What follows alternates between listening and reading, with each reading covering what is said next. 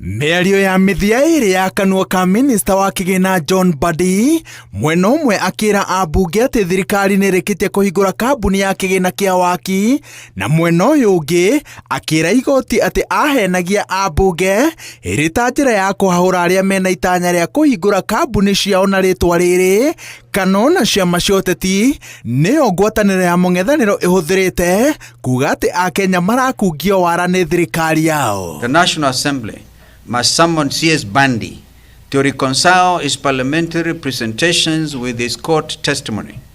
Parliament cannot pass legislation premised on information the responsible cabinet secretary has admitted under oath was misleading. Bandi has learned from his master. He's the one who has given him a job.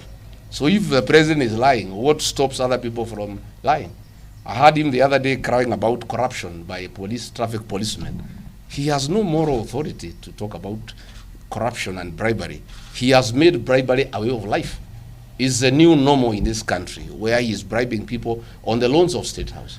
Atongoria maugĩte atĩ wendia wa kĩenyũ gĩa thirikari kambuni-inĩ cia KPC na Safaricom ũrigicĩirio nĩ ungumania wa gĩkĩro kĩa igũrũ na kĩrĩa kĩagĩrĩire kwahũra akenya ona makĩria nĩ gũkorwo atĩ mbeca iria cikũnganio thũgũrĩ-inĩ ici citingĩthũrimwo nĩ mũthũrimi wa mathabu ma thirikari watho ũtacenjia.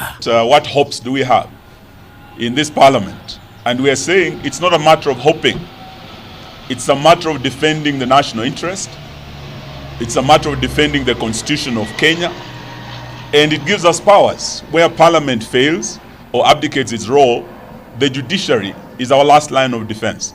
Akenya matarĩtwo mathing'ĩrĩrie arũgamĩrĩri ao mbunge-inĩ ya bũrũri mateanĩrie mũtaratara ũyũ ta ũrĩa mekire na watho wa kĩgĩna mwaka wa 2024 makĩnyitĩrĩra atĩ ĩno noyo njĩra ya kũgitĩra kĩgĩna kĩa mũingĩ na makĩria kũgirĩrĩria ũtonga wa bũrũri ndũgatwarwo maũndũ-inĩ matarĩ na ũguni. Can you trust William Ruto on anything? That is a problem.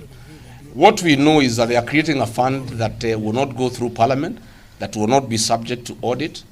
In our honest view, they are creating a fund for his re-election. He wants 5 trillion shillings that is not approved by parliament, that is not audited by the Auditor General, for bribing the people of Kenya. Akenya no merĩtwo makorwo marĩ maitho tabarĩra-inĩ ta ĩrĩa thirikari ĩrendia na kayũ kanene ya waki wa kĩharo kĩa ndege. Ngwatanĩro ĩno ĩkiuga atĩ kambuni ya Adani ĩrĩa yaregirwo nĩ gũkuruhanio na ungumania mabũrũri-inĩ matiganĩte nĩyo ĩracokio na mũrango wa thutha. A division should be called, and every person who stands in objection to this state capture and blatant planned theft of everything this country stands for, then the Kenyans will be able to see, yes, member for this constituency stood with the people. But we are aware they may attempt to force. If they do, of course, the next line of action is you have course of justice. Ona gũtuĩka mwĩhoko nĩ mũkunderu, mũng'ethanĩro wĩkĩirie mwaro mbunge ya 13 ĩgerie kũrũnga maũru marĩa ĩrageria kumbũrania watho-inĩ wa kĩgĩna kĩa waaki mbere ya ĩtacũkĩtie ikinya rĩa gũthiĩ igoti-inĩ. Ngĩribotera Inooro TV, njĩtagwo Wawerũ wa Nyambura.